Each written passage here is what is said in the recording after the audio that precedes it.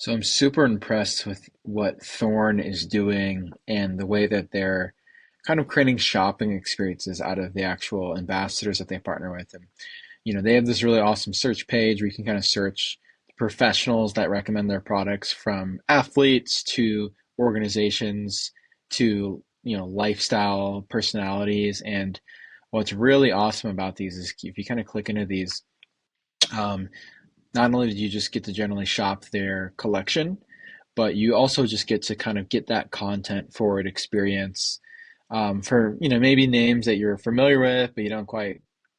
grasp kind of the gravity of who they are, and kind of their relationship, and that this isn't just some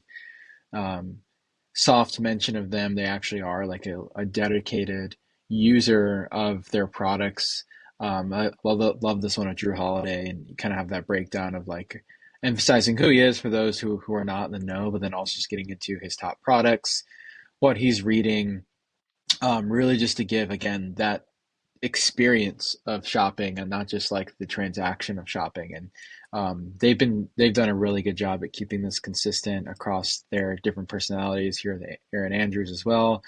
kind of same a similar consistent funnel, but you can feel the authenticity in the recommendations just by the fact that, like, as a shopper, I can jump between these and see that the must-haves switch, which I think this is really impactful because, one, it makes the recommendations feel very real, given it's like there's literally a difference between the different shops. And it makes me come to believe that not only are these recommendations probably real, but like this endorsement then is probably actually a real endorsement, not just like something they just only paid for, but that she felt comfortable actually doing this because she literally recommends those products and she wants to be a part of the story. So